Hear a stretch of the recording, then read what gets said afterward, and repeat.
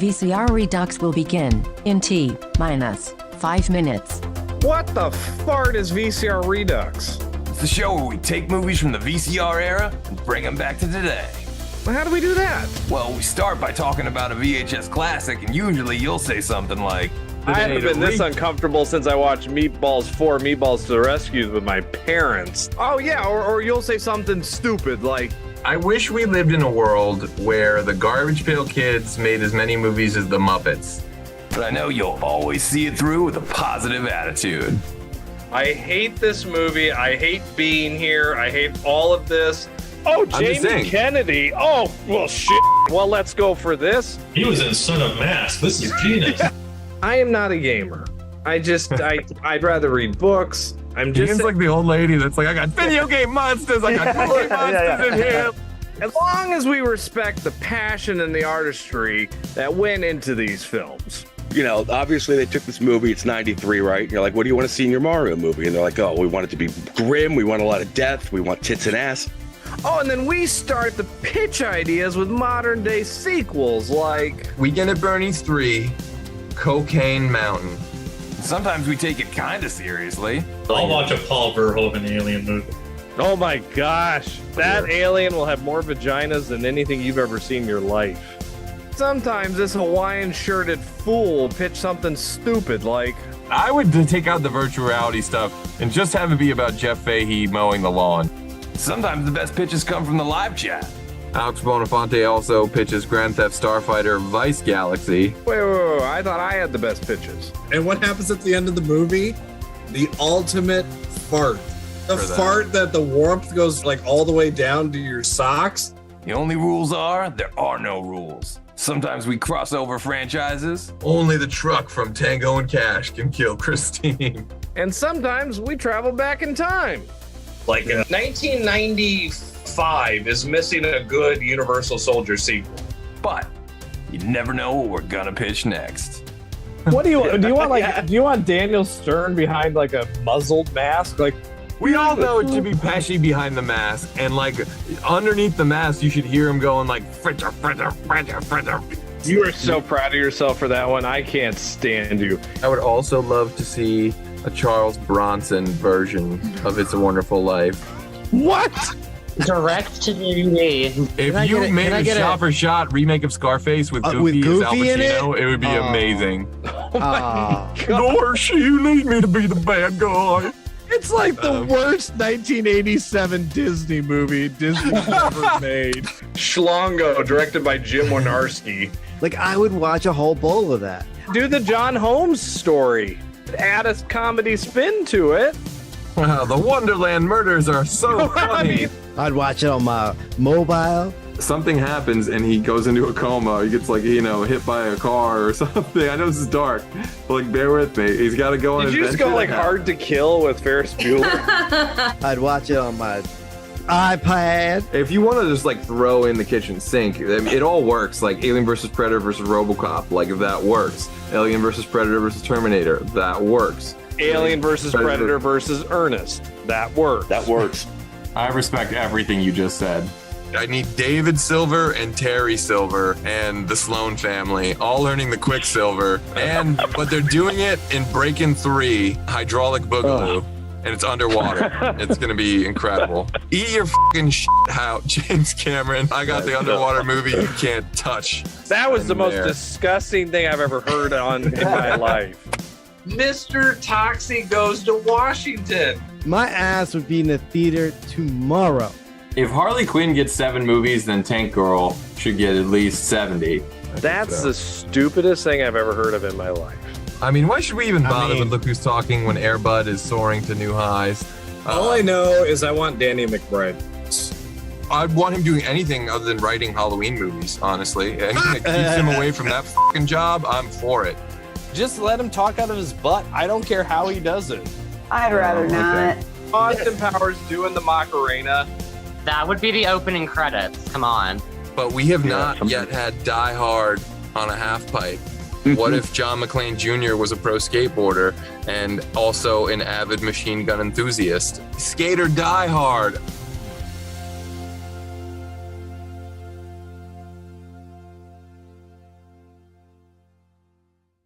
What up, virtual people? Welcome to the 187th episode of VCR Redux. We take your favorite franchises out of the analog era and bring them back to 2025. I'm your host, pop culture punk Chris Stiles, joined as always by my co-host with the most complaints, film professor Ian Klink. How you doing, everybody? And we have two radical guests on the show tonight. First up, the third leg of our VCR tripod himself, Mac Daddy Mickey Torres is back on the show. What's up, everyone? And the VCR's favorite location scout, Michael Ricci, is back on the show. Ooh, things are breaking. What's up, everybody? The universe is crumbling because we are here today to stab Samuel L. Jackson, to judge John Hurd, and to play Deer Hunter at Caesar's Palace. That's right, folks. This world needs 187 Part 2, and we're here to give it to you. But before Ian can say lean on me is better, we got a dish on how 187 came into our lives and what we love about it. And of course, that goes double for you at home and everyone watching the live chat. Was it Love at First Laserdisc, Vital VHS? Hit us up in the chat and let us know how 187 came into your lives. But Michael, when did you first get 187? You know, I feel like it's going to be a common story here because I was like 14 when it came out. And I mean, let's be clear, this is pretty hard R, right, at times. So it was definitely like watch it on YouTube for free. That thing, they cut out everything.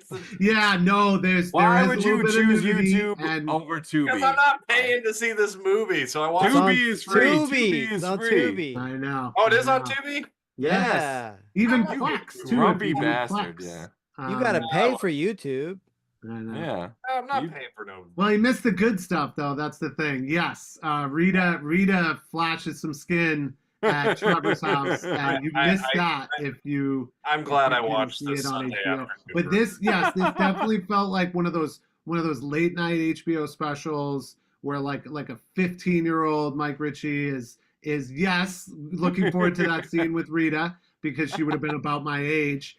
But you know, oh, man. Also a world that I wasn't in when I was a kid, right? And especially now I live in Brooklyn, so the front part of the movie is my hood, right? I mean, I have done that bike route that Samuel does at the beginning of the film.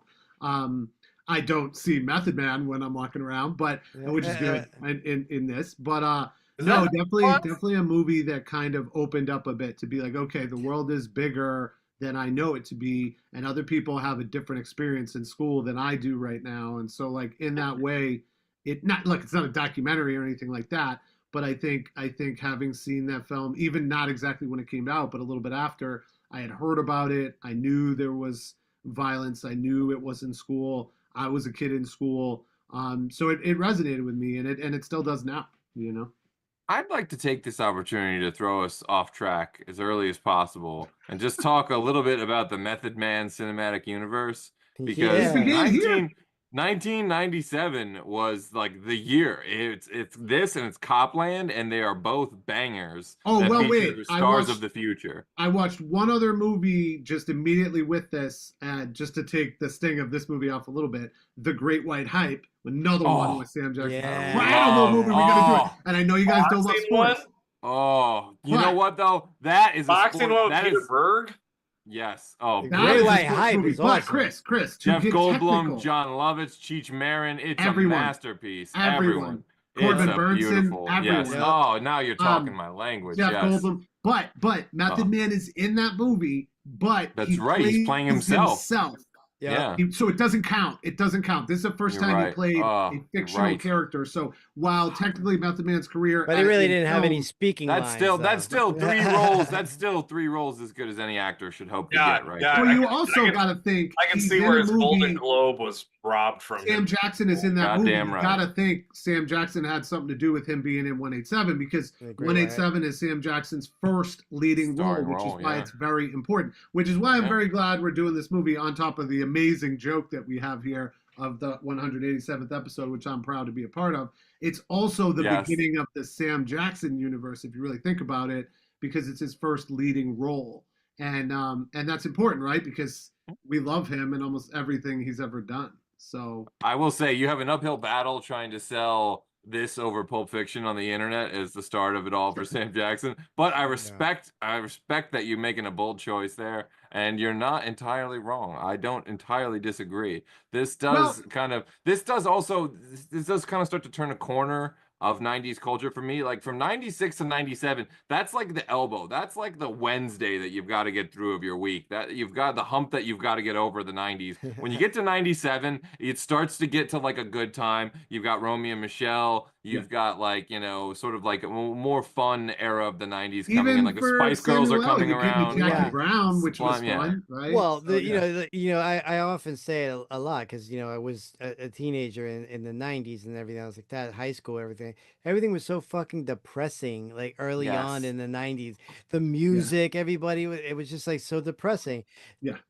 After like 94 is when you probably, to me, after 94 is when you start to get like, we're tired of this depression and you start to get a little bit more. And then, like you said, late 90s is really like, all right, it's time to get out of here. Let's do some let's bring it back to lighthearted stuff. Let's do some, let's take some chances and stuff like that with some movies or whatever it case may be. But yeah, I could agree with that. Yeah. So we're officially off track well enough then. So I can say, Mickey, when did you first get 187? To be honest, 187 is something that like just came on my radar. I mean, like as far as in the sense yeah, I just watched it for the first time today, really. It wasn't like something that I needed to watch. To me, like my memories of 187 were like straight to video. It just reminded me of like it just reminded me of straight to video. Kind of like the whole I would see it in Blockbuster all the time. Steven Seagal something like that. I mean, I get that. It feels like a movie of the week. It feels like something that could be spoofed in Strangers with Candy. Well, I mean, like, I get it. No, like there's 187 on a shelf right next to Gang Related with James Belushi and Tupac Shakur. Yeah, like, I can see it lumped in with Dangerous Minds. Exactly. See, like I saw those. Boys in the Hood. Me, like I saw those. Like I saw Dangerous Minds in the theaters. Stand and Deliver. Like there's so many great like school movies. Lean on Me. All that stuff I had already seen. So to me, this was just like another one of those. See, those are all the movies that Ian talks about with his country club friends. Well, and not this one. I'm sure he's gonna bring up The Principal, The Substitute, all that stuff. I've seen it. So when this came out, it wasn't like me going like, "Oh, I got to see this." To me, it was just like, "Well, this is just that again." It hits harder. I will say that it definitely is more harder. Like more like if it were like true to fiction, but like you wouldn't want to be at that school. No. Like either one really in Bed-Stuy or exactly John Quincy Adams. Yeah. I mean, like the equivalent of this would be Lean on Me, and even Lean on Me, like to this would be like Disneyland. As far as in the movie, like the presentation.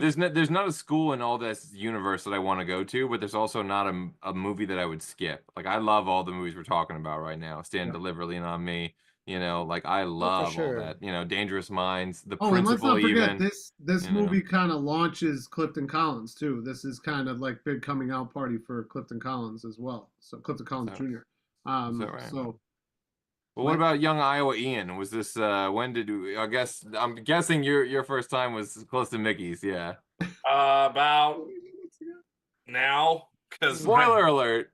I still have to watch 15 minutes of it. Yeah, Ian lost the last 15 minutes. So I know he worked hard to watch this today. I know that means he was busy and probably was hoping it was 90 minutes and not 2 hours. God, he ruined the best part of the movie, folks, so he's going to seem like he hates it, and for those that have seen it, you can understand why. So why did you hate this movie, and tell us all about it. Look, here's what I liked about it, all right? I like that they tried to hide a Charles Bronson movie within Dangerous Minds. Like if Dangerous Minds and Charles Bronson were at a late-night party, there was a love baby, and 187 came out, okay? Like, I do appreciate that. But as you previously have stated on the show, there are great movies out there. There is a great movie called The Principal, which has sadly never gotten a sequel. There is other great movies out there. There's movies like John Lovitz's High School High, which I would watch more than this movie. I would argue that movie does not High exist School without High. this movie. Doesn't love High School High. No, we know that came out the same year as this, so I don't think it owes too much to 187. I don't know. I mean, considering how long it takes a script to get made and stuff, you know what I mean? I'm sure it was written before they knew of 187. Yeah, I still High think School High some was jokes making get fun into High School High. It was making fun of Dangerous Minds. Sure, yeah. It just shocks me that we're actually doing this before we got around to doing High School High. I worship John Lovitz. Like, I love that man more than life itself. He is one of the great, like, we as a society have fucked up. We owe John Lovitz an apology, and we really have hurt only ourselves by not elevating that. I know. I wonder how tier star status. How the critic hasn't come and gone the way Futurama does. Supposedly it's how coming does back. the critic just come back for a few years and then go away? Apparently they've already put in the pipeline. It's happening. Oh, of course, because of course. Well, but how that hasn't happened like 4 John times Lovitz already, is like where movies are at is like, come on. John Lovitz is one of those exceptions. I mean, we talk about like, you know, my hate for all things SNL. Yeah, but he is one of the exceptions of the SNL, like former SNL alumni of movies. Because I love him, but because he didn't do like a real SNL movie per se. No. So he was in Coneheads.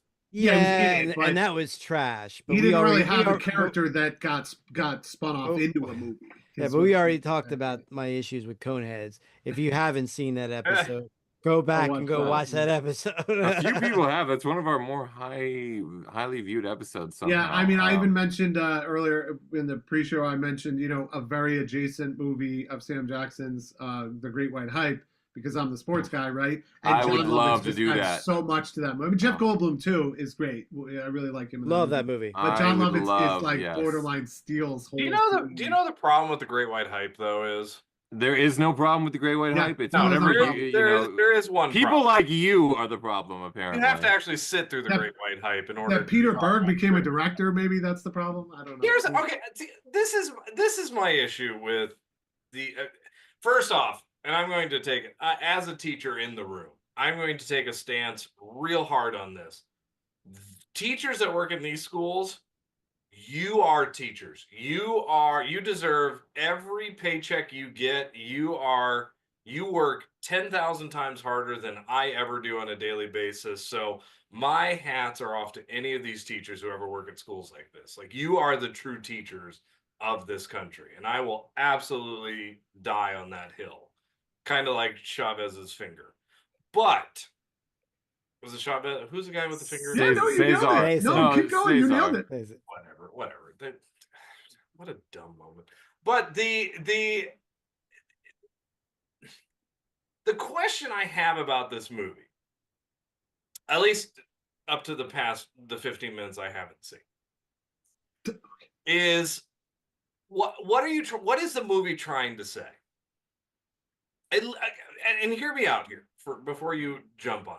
All right, like because you didn't finish the movie. That's why. Yeah, that's what it says. And that's what I'm listening. Come on, Junior. I'm wondering because throughout the whole movie, I'm sitting here going like, okay, are they saying that these kids are just, you can't teach any of these kids? No, that's not what they're saying. Yeah, but Sam Jackson has a great speech. See, and that's what I'm saying. Is it in the last 15 minutes? Yeah, of course Yes, it is. fucking is, you asshole. It's in there. Well, I need One to watch of the main has a things speech. that he's trying to say as a character, and it comes out, is this macho shit is bullshit. And Clifton Collins comes back and says, in That's a all I moment that is really raw for that character, and says, "It's all I have." Right? Exactly. Literally, it's all he has. The power that he has with his tagging crew and his gang is all that he has. He can't. All right, hold on. I'll be back. Hold up. Yeah. We're elevating this man from the stoned age to 187, by the way, right, I'll which be is back. a hell of a career As a arc. teacher, though, And I love get it. the I Stone get Age. it. You know. But yeah, Ian will be back. No, This is great. The teacher has to go do his homework and but come back. This is I so love great. Sam Jackson has that speech where he goes, "I thought I was living in a world where people had the same values and morals that I did, and then one day some kid with a nail showed me that I was living in his world." And he makes an interesting point that like a lot of us do live in some bubble. Most of us don't live in that fucking harsh world that Samuel Jackson lives in this movie. But there are quite a few people in the world that do. Like, just because Yeah, we've right. been lucky enough to have not lived in that world, that doesn't mean like Ian's a teacher, you know what I mean? But he just as well could have been a teacher at a place like that. And holy shit. Yeah, you no, I know? mean, basically, we never hear from Method Man's character. He's kind of a No, specter through the movie. no, there's no speaking lines. But But- my only thing is like, you know, as a teacher, you know, there is a little bit of a, like, you know, we can't see it this way, but I mean, we can't see it from their perspective. But when I'm watching this movie, I'm thinking to myself, like, I would have never, I would have quit teaching if somebody attacked me. That would have been it. I wouldn't have moved to California in a shitty neighborhood thinking that things were going to be like, he didn't move to like San Francisco, or he didn't move to like Los Angeles. Like, we're like, you're like basically like, you know, San Diego. He moved to fucking the hood. He went from Brooklyn to another hood. And Mickey, to your point, I think that's where the movie gets a little sidetracked. Basically, yes, it was written by a teacher, and yes, these are mostly true stories, but they're amalgamated, right? It's like that Mark Wahlberg movie that they did about the Boston Marathon. There's a million stories they took and they put it into one super cop. There's a million teacher stories here they took and they put it all into one guy, and they made the guy psycho, and they reveal that at the end of the movie. And you know, another spoiler, I'm glad Ian's going to watch it, but he was too psycho. That's the problem with this movie, right? Like murdering the guy and the stuff he does with the chloroform or whatever, with the drugs, like with the rat. I will argue though, I will argue that like that I will argue that like it does kind of tap into some feeling. Excuse me. Bless you. Excuse me. Good one. Bless you. It just does kind of tap into some, like, I don't know, sense of, it's just so something that the 90s needed. Like the 80s was giving us these death wishes and these types of movies, these canon movies and stuff like that. And like the 90s was like, we were so, I hate to say it, but like, and I don't mean to be like going on one of these kind of rants, but like, I remember in the 90s, everything became very like family friendly, and we started sanitizing a lot of things that were not sanitized before. And all of a sudden, all the things that like I'd grown up with in the 80s, you realize that like, oh man, like, that was also like badass and edgy compared to like the way things are today. Oh, he is back. He's muted, but he's back. All right. Crappy ending to a movie. He didn't watch it. This is so dumb. I sat through all that for that scene.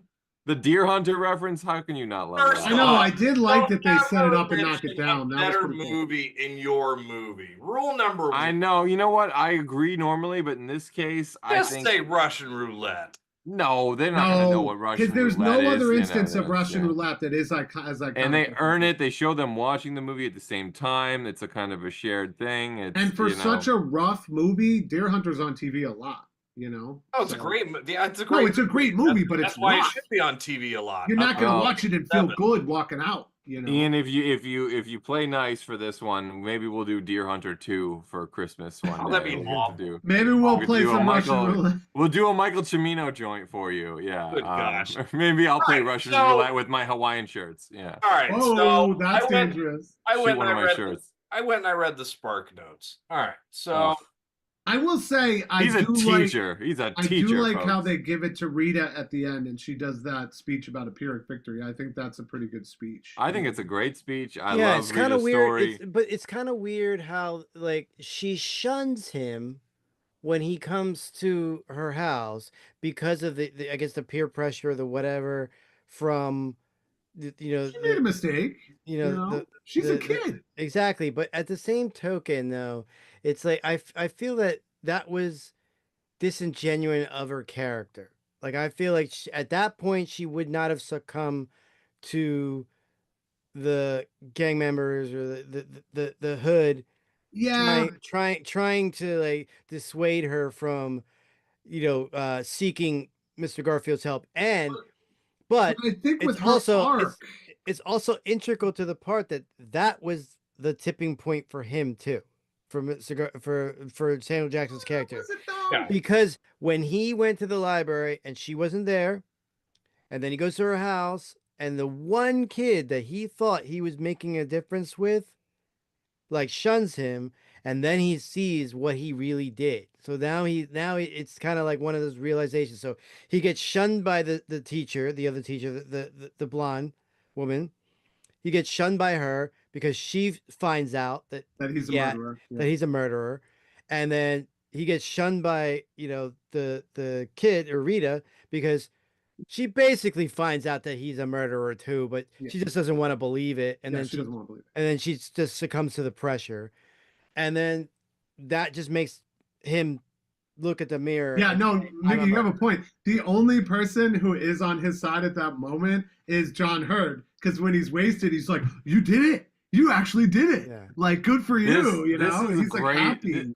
But this is a great John Hurd role. This really sets him up for what he did on The Sopranos as Vin McCabe. This is fantastic. Yeah, and that makes him. And that scene, he looks at it and goes like, "I am, like I am nothing like you're nothing like me." But at the same time, he's got to be thinking to myself like, "Damn, I am just like this guy." Like, but I just actually do. Look, he's got the gun in his desk. I mean, and Sam Jackson's known that about him. You almost wonder why his character Trevor doesn't try to pin it on John Hurd. That kind of feels like it could have happened, right? Because John Hurd is a drunk. He's sloppy. He's got all these guns. He's got his gun at work. There might have been a way to pin it on John Hurd, and the characters are hit with their vulnerability. Like, why is Clifton Collins' character so wasted on the side of the highway painting that dog mural? And he's so susceptible to, and then it's a friggin' arrow? Like, come on. There's a way better ending to this movie. All right, hold on. Before we get to that, let me get to the live chat. People tuned in here. Let's see who's in the chat today. We got our friend Angie Saunders, the mashup genius, Caitlin Allman, America's Next Top Model, Whiskey 41, the great Alex Bonafonte, Mikey Riffraff, the other mashup genius, Cobra Kai Never Dies, our good friend Joanne, Gold's Code, the great Sean Gold, Monica Thyman, our favorite Swede from across the pond. Thank you so much for tuning in, everybody. Whiskey 4, listen, welcome back. Thank you for putting up with us. We back after 2 weeks. Yes. We missed you guys. Whiskey 41 says, I rewatched this today, so multiple thanks again. Free on Tubi at the moment, for those of you who haven't. Says, the first hour brings back memories of my day. The first hour brings back memories of my days as a substitute. The vibes of the movie are on point. The intentional out of focus when you're overwhelmed works so well. I saw it 25 years ago before today. Great note. I meant to mention that. The forced perspective stuff, the out of focus stuff is very original in this movie. And I'll give it that. This movie is original in a lot of ways. The music, the Kevin Reynolds, the director of this, was coming right off Waterworld, one of the biggest flops ever. And I think he was really trying to dig his way out of a hole. And this movie didn't really do it for him or anyone else, but it's a noble effort. But at least you can say he made a better movie than Waterworld. That's true. That is true. I think this movie holds up. I think this movie holds up. Well, don't worry, folks. You'll have a chance to talk about Waterworld sooner than you think on VCR. Whoa! But also of notable nobility or nobleness or whatever. Mike and Angie have not even seen the movie, so thank you so much for tuning in, guys. I wish I could say it's a 5-star recommend. I think it's a 4-star recommend for me, but Ian's probably a 4-star do not recommend. Gold's Code with little wave your phalanges.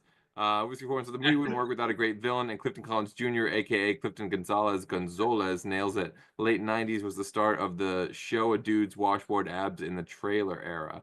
Also, he's been spending most of our lives living in a Charles Bronson paradise. The Stone Age is a gem. Not 90210. Okay, so we've covered the 90s bases here. So my first time with this one was actually quite recently. It was last night. Somehow I missed this one in the 90s. I was kind of like over the school movie by this point. Like I was like, all right, fool me once, Dangerous Minds, by giving me the substitute, or by giving me the principal without James Belushi, and without Louis Gossett Jr., without Jacob Vargas, fool me once. That's all I was, so I was not about to watch this one. It just kind of got lumped in, and, I don't know, I was probably on to like, rollerblading and, shit like that at this point. And, so I feel bad that I slept on this one, because when I finally discovered it, I was like, you know what, this is actually really good. And the only danger there, Chris, is that your first Sam Jackson movie isn't this movie, right? Like that's my thing. It's like I'd seen him in some stuff, and there was some great stuff to come, obviously, after this movie. I mean, he's just done movie after movie after movie, but you revisit it now and it kind of starts to reframe what you think about Sam Jackson and his chops and where he came from, you know, because for this me, was like, his first leading role. yeah, but I saw Raw and Coming to America like Come to so many America, times as a yeah. kid that like he was that guy from those things. Whenever he popped up, I'm like, he's the guy Coming to America. There he, you know, like he's the guy from Raw. Like he was just like I always loved him. He didn't, you know, there's no way this man could do no wrong. Essentially, any rate. But yeah, no, I quite enjoyed this. You know, again, I went pretty completist with this, and I even watched that movie, The Exterminator, which is one of Sam's first appearances, and he's only an extra in the background. That's the one with the guy with the flamethrower, and they made a sequel. Okay, yeah. Made a third one. I always get that confused with the Executioner. Michael, we call that a good movie. Or no, The Destroyer. Oh gosh. No, it wasn't terrible. I haven't watched the sequel. I'm wondering why there isn't an Exterminator 3, and maybe that's for another VCR. But you know, from there, I kind of remember. I mean, yes, Coming to America, but I kind of remember him a little more for Spike Lee joints before getting into too much more. You know. Yeah. Jungle Fever. That's what I remember him from. Yeah, and exactly. He is there in Goodfellas, and obviously a classic. So that. Yeah, that's true. Then, that's another one, then really gets going. Gets going after that, and obviously we covered Loaded Weapon. Watch that episode too. Oh my God, such a fucking masterpiece! Holy shit! And I think it just, from what we're saying too, just the amount of range out of this individual. I mean, he shows some things in 187 that we will see in other movies. That the big monologue, and they clearly like they're like do the Pulp Fiction thing for this scene, you know. And he's like, all right, I'll do the thing. I know. Yeah, that's so true. But you know what? When you fucking watch, crushes it, you know. When you watch this for the first time, like meaning like like I just watched this for the first time now, and I can't help but to say like I think I like Lakeview Terrace better than this. I love him in Lakeview Terrace. Well, I will say he's a cop in that one, right? Yeah, but it's still the same kind of like. Lakeview Terrace is the movie that everybody watched just because it was at Redbox, and that's the movie everybody rented. That's the only. I didn't watch that. I have never rented a movie from Redbox. Yeah, I never will. Really? I think Redbox is all. I think Redbox is honestly on the verge of bankruptcy now. Well, they're done. They're done. I mean, I think that's coming on. They made their point, you know. They made their point. They stuck. Tubi killed him. Thank gosh. But it's interesting. They found a way to like squeeze an extra 10 years out of the video rental industry. So like kudos to them. So we hinted at it here, but why do you guys think it performed so poorly? Right, 20 million and makes 6. It was just over. Just over. Everybody was. I mean, really, truthfully, it's like it came too late. Should have come like 3-4 years. It's not even that I think it came too late. It's just at what point.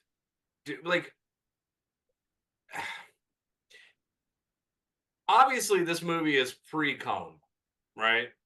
Because after Columbine there was no high school, there was no more of those. I mean, it was done. But what else hadn't been said? You've got, like I said, you had Dangerous Minds. You had, for the love of gosh, we had Class Act. I mean, Class Act took a kind of approach of this movie of these schools suck.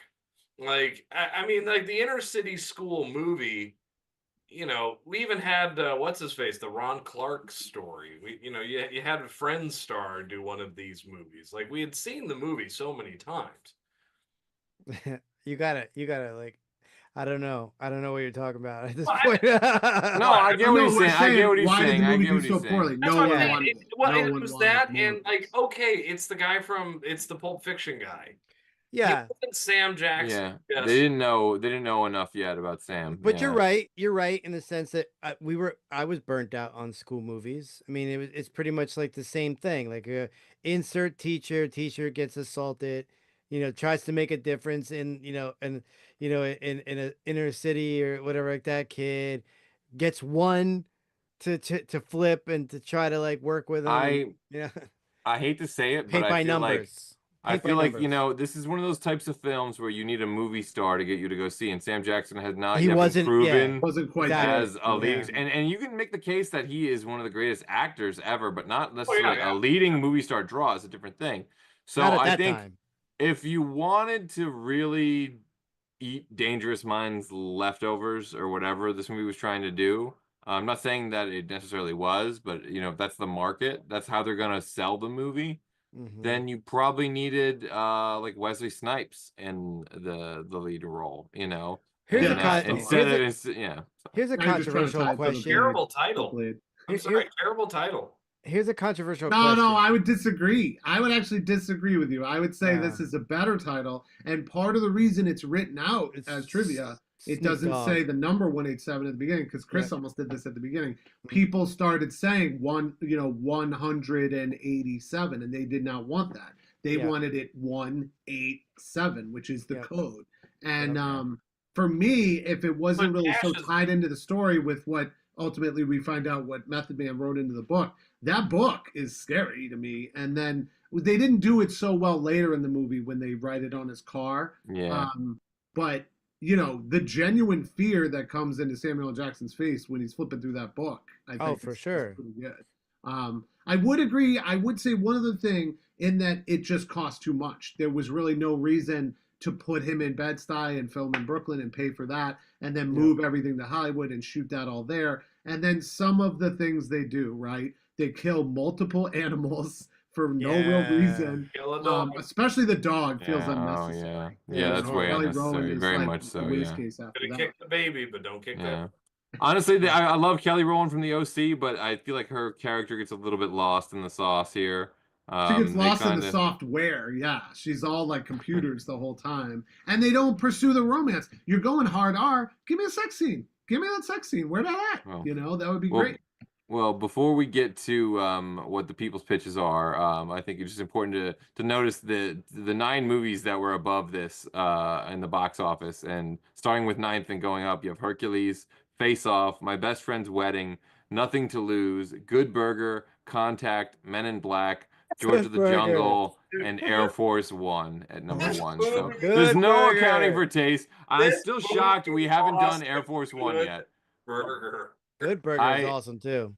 We need to do Air Force One too, just because I think that's would be the Yeah, stupidest, except it has funniest to be Air title. Force 2. So right? No, Air Force One Two. Air Force One Two. Let me ask you guys a question. off It my could be controversial, whatever like that. But like we talked about, like like they maybe if they had a better leading man, it would have made some money, whatever like that. Not better. Or a just, bigger you know. name. A bigger name, at bigger the name, time, name at draw, the yeah. time. Bigger name. But ask you a question: what Samuel Jackson movie, starring, did do a lot of money? That's kind of what I was saying before. Is I can't necessarily think of one. I think Exactly. Kind of I don't. kind of I don't think we see Samuel Jackson as a leading man per se. He has to be with someone. Yes. just like Or- Long Kiss Goodnight right before this, Gina Davis had to Exactly. Yeah. Exactly. There you go. That's another great one. We should do on It's VCR. one of that's a these great. days. It's a great movie. Yeah. But you don't watch it for But Samuel. that one Jackson. didn't make but- money either, really, not well, until it went yeah. worldwide. Long Kiss Goodnight was 65 million. Eventually, worldwide, it made 90. Right. But Well, stateside, it only made 33. It only made half back. That's Well, not so good. one could say Wow. that Gina Davis's star was kind of dimming at that point. Yeah, and she was never like real action, you know. Yeah, exactly. And look, Chris Although and I like that movie. Chris and I have talked about this a lot. Why would Bob in Ohio rent 187? What was appealing for 187 for Bob in Ohio? There wasn't. True. I mean, To combat racism, potentially. I don't know. but what I'm saying is, you when you do a mass movie, you're not going to get everybody, but you do Yeah. have to think who is going to get out of their house in 1997, drive 20 miles. see, yeah, I know what he's saying too, and also the title is completely fucking lost on Bob in Ohio. He doesn't know what 187 No, means. yeah, Is it no. Not unless he's 187? a cop. Is it Yeah, not unless like he's a it cop. just yeah, exactly. So you might as well just call the movie like 638, and Yeah. expect But to I him would it's, argue, and I guess I am, that's why it's here and that's why we're here, because a movie like this is important. It does. It was say ahead of something. the time, yeah. It's 2025 and we're talking about it. It's an important movie. I'm not saying they should show it in schools, but this movie resonates today. It resonates on a racial level. I Sam wish I Jackson could go. was leading a movie as a leading black actor. That was important. He was saying something important. I would guess that he's still proud of this movie and would get behind this movie, especially based on where the world is at. So I mean, yes, money and this and that or whatever. I get all that, but I do think it's an important film, and I'll stand by that. I'm sure if we went back in time and told Kevin Reynolds and Sam Jackson and Kelly Rowland and everyone that made this movie, hey, don't worry about the 10th place opening. One day we're going to be talking about it on a show called VCR Redux. They'd be like, oh, sweet. I'm anticipating that to be a really big you thing. know what? Come on, don't do that. You know what I'm saying. I'm teasing you. But we do have to go to the chat. We do have to go to the chat. Yeah, sorry. I'm late here. Gold's Code with the first pitch. His pitch. Mitchell once again has to transfer schools and ends up in this one. Now he must navigate gangs and teachers bent on revenge in 187 Born. Wave this phalange, brah. Yeah. I love it. With a classroom full of snakes. Oh God, yes. Jacob Vargas. Oh, he needed to be in this movie. God damn, I love Jacob Vargas. I'm here for that, as I am for all the Come on, but he's got to go the other way. We got to talk about Air 187 because that's a whole nother one, right? Well, yeah, I mean, I never know where he's going to break up the titles here, but in other great VCR tradition, Whiskey 4-1 with the pitch, an embattled substitute is forced over the edge and challenges the gangbangers to the ultimate test, a cheesesteak sandwich eating contest. Steven Seagal is about 307. Excellent use of the title. That is really good. Honestly, that would have been the movie that Bob would have gone and seen. Seriously though, Fat Seagal like Brando, just like eating spaghetti the whole time, just like slurping, like I want to see that new Steven Seagal movie. Steven Seagal, eating spaghetti with like just rings on his fingers and bare hands. And I think if somehow like, you take the time of the movie. Hold up, Michael. Time out. Oh, Ian's mad. Am I getting suspended? Time out. Yes. Ian's big mad. Are you done yet? You're gonna cut off my finger. The point is though, what is the point of 187? Dangerous Minds has a point. Lean on Me has a point. Even the principal has a point. The principal's point is you can't teach these kids, hit them with a baseball bat, right? What is 187's point? 187's point is, I know, and like Sam Jackson says, we're living in their world. They're not living in ours, you know? Get out of your fucking bubble and open your eyes to what's really going on, you know? See, and I guess my issue is, why did they wait till the last 15 minutes? Because I agree with you guys now. Because you can't just come right out and hit people with that in the first reel. But you should have. Then you're making exploitation, you know? But that's what would have made it a better movie. Because the problem is, I love exploitation too, but the whole movie, he would have been killing kids the whole movie. I know. And then it's just Dexter or something. But that's what I'm saying though. I had like an hour and 30 minutes of Lean on Me Part 2, which probably would have been a better movie. But then all of a sudden it shifts into this other movie. It's like, I think that's part of the problem. 187 is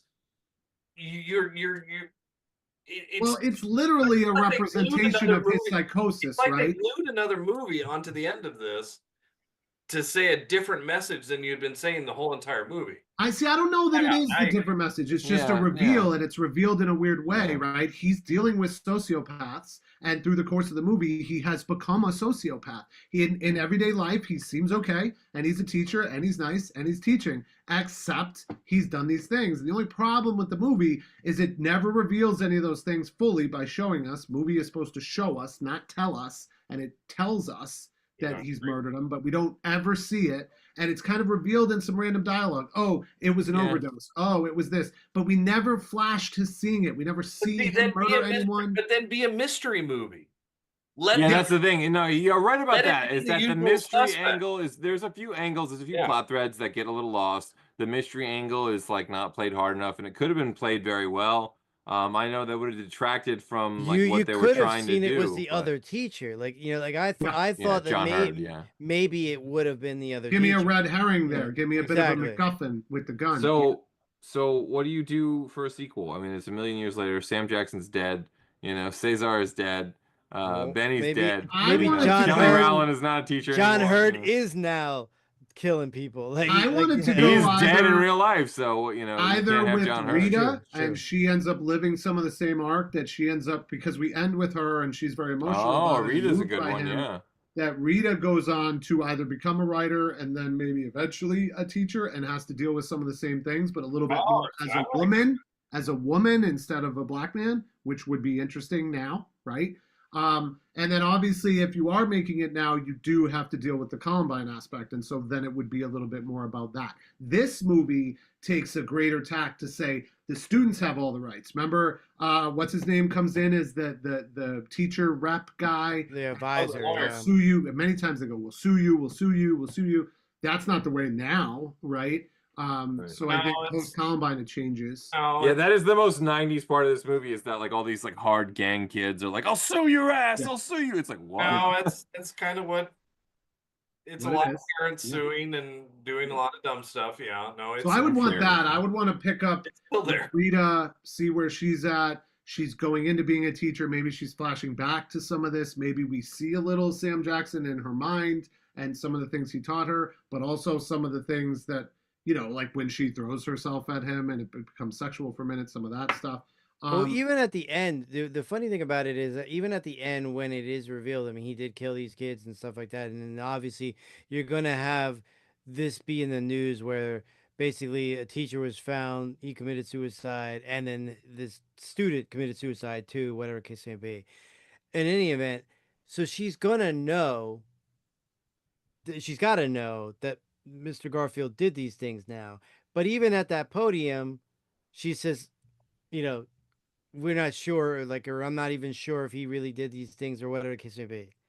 So it's almost like I think you're right, Mickey. I think in her heart of hearts, she does kind of believe it. But I think part of her believes that Benny deserved it, because what did he really do to Cesar? Okay, well, they put the finger back, so he's kind of all right.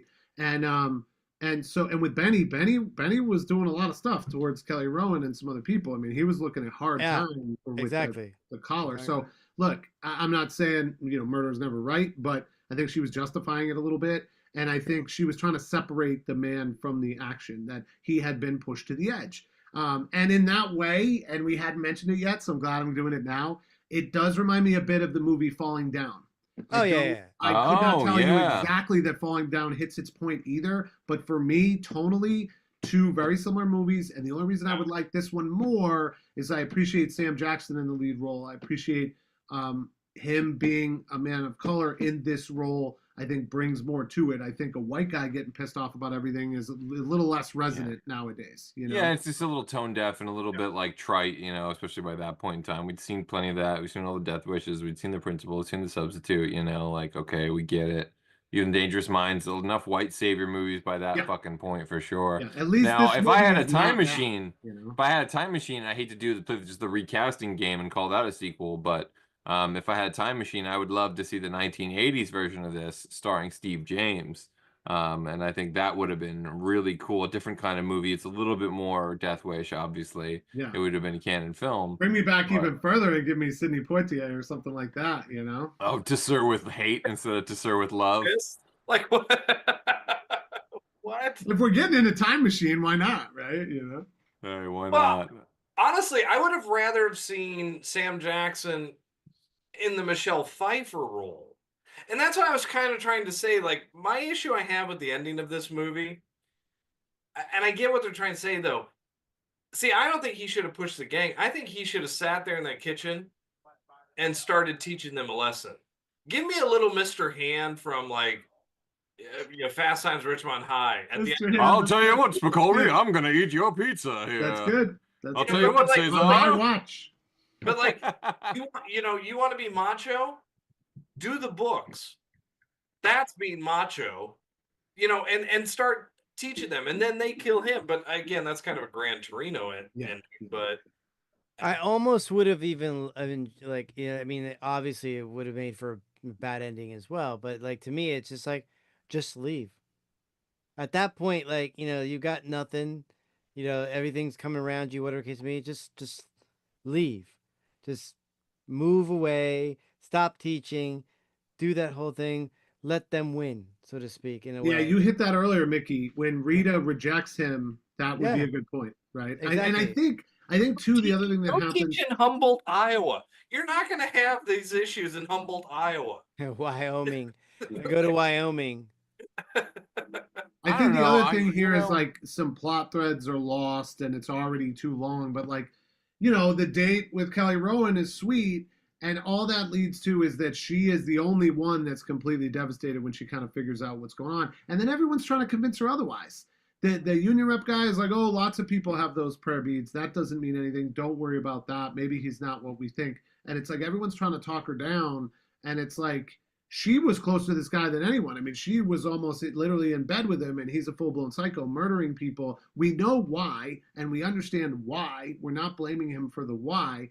I think it's just how calculated he was. He's supposed to be an educator, and this guy is dead from an overdose, and he made it look that way, and he did it very good that no one could figure it out. And he was able to abduct Clifton Collins, take his finger, mail it to the hospital, and no one knew the wiser. That's something wrong. We never see a cop in this movie. He gets stabbed. We never see a cop. Ever do we see a cop. So that says something else, I mean, this was very dangerously close to Rodney King as well, right? In real time. So I don't know what that's saying. That there are no cops any time in this movie is kind of silly.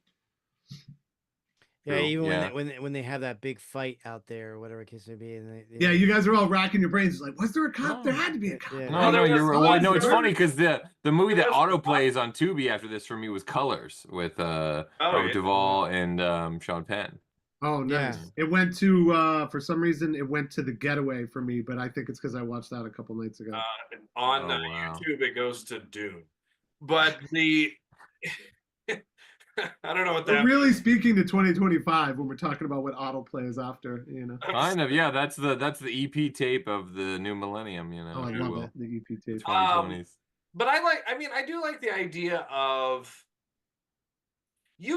see, to me, it would be remake the movie, but you've got to make the focus instead of making it either make it fully a secret till the very end, like it's the reveal at the end. Big reveal. Big, like the big reveal. Hitchcock style. Or it is literally, I want to be there, like Charles Bronson in Death Wish. I want to see Brita as the teacher doing these things. I want to be there to see the aftermath. I want to see the emotional turmoil that this teacher is having. Because look, I mean. So you're going with my Rita sequel idea. I like that. Well, yeah, I mean, I like that. I'm just saying, like, if you want my opinion, give me Michelle Rodriguez.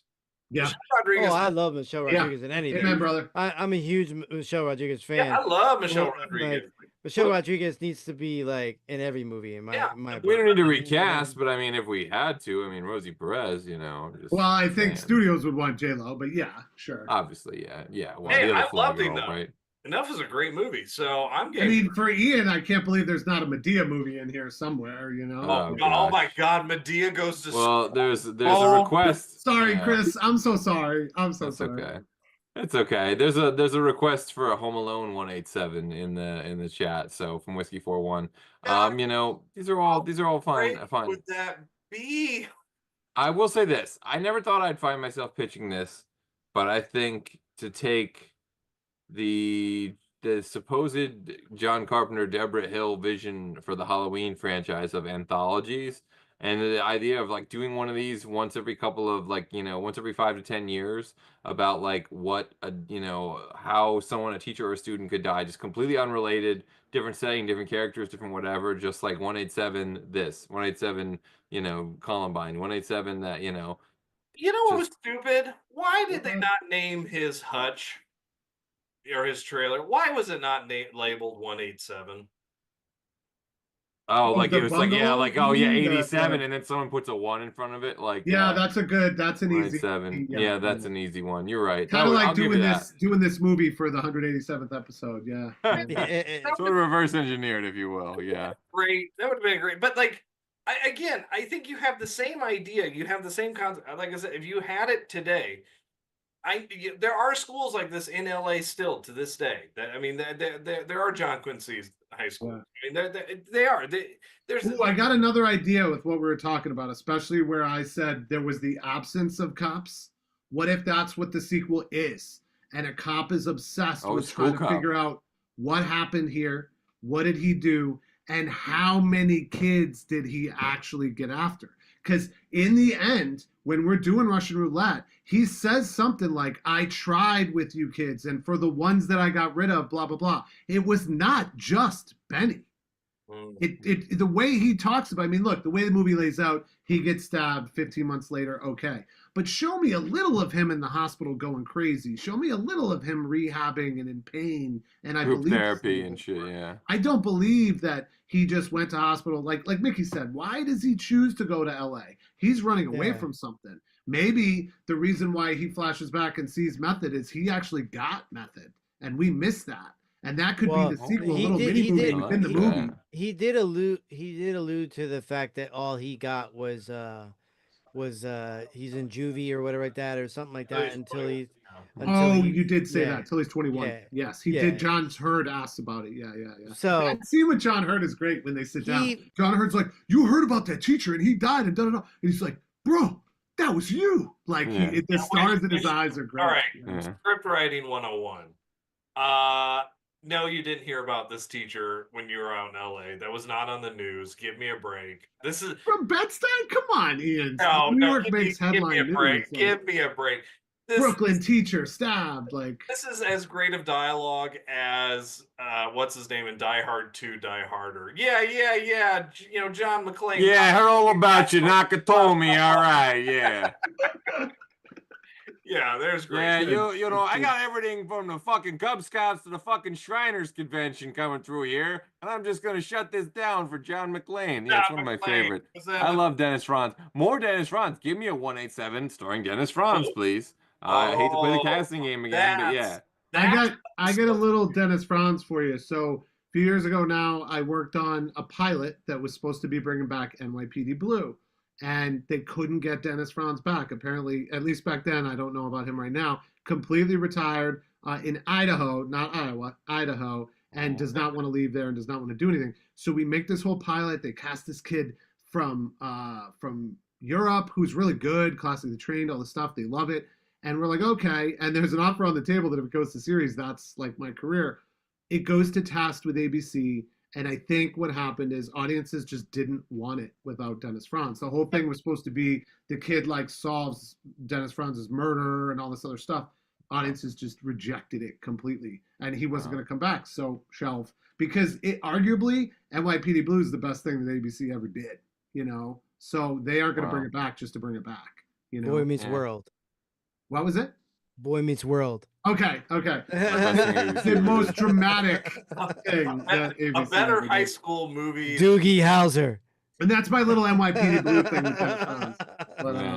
But it makes sense, right? I mean, like you're saying here, like life goes bring in on. someone with that weight at that time, and Sam Jackson just didn't have that weight at that moment to bring this home. Not without another lead. That's what I'm saying. It's not that it's. I think time has allowed it to be a great Sam Jackson movie. Then in '97, there was no Sam Jackson movie, so it doesn't. So it kind of falls into like the bulletproof category of like, well, that became a classic Sandler movie, but back when it came out, there wasn't. Yeah, exactly. It wasn't quite there yet. Let's not also shy away from the fact that this is, I mean, to me, this is not a rewatchable movie. This is like a one and done. I'm good. Fair enough. I'm not gonna sit there and go like, you know what I want to watch, man? I want to watch 187. I'm like, no, it's not gonna happen. Well, like I said, I can watch Stand and Deliver all day long. I can watch, maybe even Lean on Me, because there's at least some good stuff, like as far as some happiness in there somewhere.